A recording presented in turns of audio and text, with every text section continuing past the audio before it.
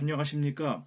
알파세대의 미래와 교육 제25편에서는 서울대를 포기하고 미네르바 스쿨을 선택한 사례에 대해 알아보겠습니다. 미네르바 스쿨이 어떤 학교인지 알아보고 서울대와 어떤 차이가 있는지 비교해보고 알파세대 진로 설계해주는 시사점을 찾아보겠습니다. 2019년 서울경제신문에 놀라운 기사가 실렸습니다. 서울대를 합격한 학생이 서울대를 포기하고 미네르바 스쿨을 선택하였다는 내용입니다. 서울대 외에도 스카이에 입학한 학생들이 미네르바 스쿨을 선택하고 있습니다. 스카이는 국내 최고 대학들로 누구나 입학하고 싶은 꿈의 대학들입니다. 그럼 미네르바 스쿨은 어떤 학교인데 서울대를 포기하였을까요? 미네르바 스쿨은 온라인 대학입니다.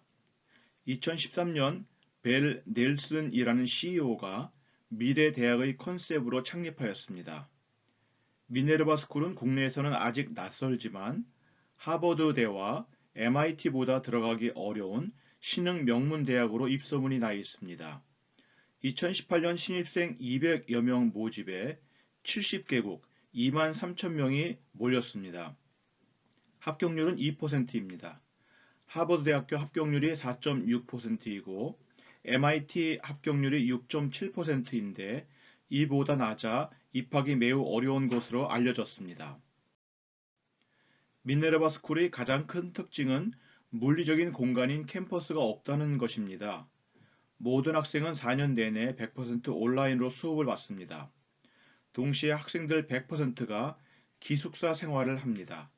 전 세계 7개 도시에 기숙사를 만들고 기숙사 생활을 하면서 온라인으로 수업을 듣는 대학입니다. 미네르바 스쿨에서 모든 강의는 20명 이하의 세미나 형식으로 진행됩니다. 토익, 토론, 팀 프로젝트 등 협력 활동 위주의 수업을 실시합니다. 특히 플립 러닝이라고 하는데요. 온라인을 통해 교수가 제공한 강의 영상을 선행 학습한 뒤 오프라인 강의를 통해 교수 및 동료 학생들과 토론식으로 수업을 진행합니다. 미네르바 스쿨 학생들은 구글이나 아마존 등 글로벌 기업들과 공동 프로젝트를 하고 비영리단체, 공공기관에서 협업하는 과정을 거칩니다. 2018년 한국에서 2학년 1학기를 보낸 미네르바 스쿨 학생들은 국내 기업 카카오, skn카.com 등과 협업하였습니다. 미네르바 스쿨이 추구하는 궁극적인 학습 방법은 액티브 러닝입니다. 학생들이 적극적으로 수업에 참여하며 능력을 개발하고 있습니다. 미네르바 스쿨을 서울대와 비교할 때 다음의 특징들이 강조되고 있습니다. 첫째, 서울대는 오프라인 대학이지만 미네르바 스쿨은 온라인 대학이라는 점입니다. 둘째, 서울대는 전공을 중심으로 공부하는데 미네르바 스쿨의 전공은 세분화되어 있지 않고 융복합 형태로 구성되어 있습니다. 사회과학과, 계산과학과, 자연과학과, 예술인문학과, 비즈니스학과 등이 존재합니다. 셋째, 미네르바 스쿨은 학생 중심 대학이라고 할 수 있습니다. 학생의 활동을 장려하고 촉진하는 교육과정을 운영하고 있습니다. 이를 통해 학생들의 역량을 향상시키고자 하는 목표를 갖고 있습니다. 서울대를 포기하고 미네르바 스쿨을 선택하였다는 것은 어떤 의미가 있을까요? 첫째, 오프라인 대학을 포기하고 온라인 대학을 선택하였다는 것입니다. 3차 산업혁명 이후 온라인 세계가 시작되었고 코로나19 이후 온라인 세계가 급속히 확대되고 있습니다. 앞으로 모든 사람은 오프라인 세계와 온라인 세계에 동시에 살게 될 것입니다.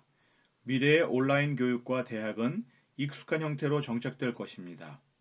Z세대에게는 디지털 교육이 더 이상 낯선 방식이 아니고 디지털 교육을 통해서도 능력을 쌓을 수 있다는 확신이 있었다고 보입니다. 둘째, 서울대라는 학벌을 포기하고 능력을 선택하였다는 것입니다.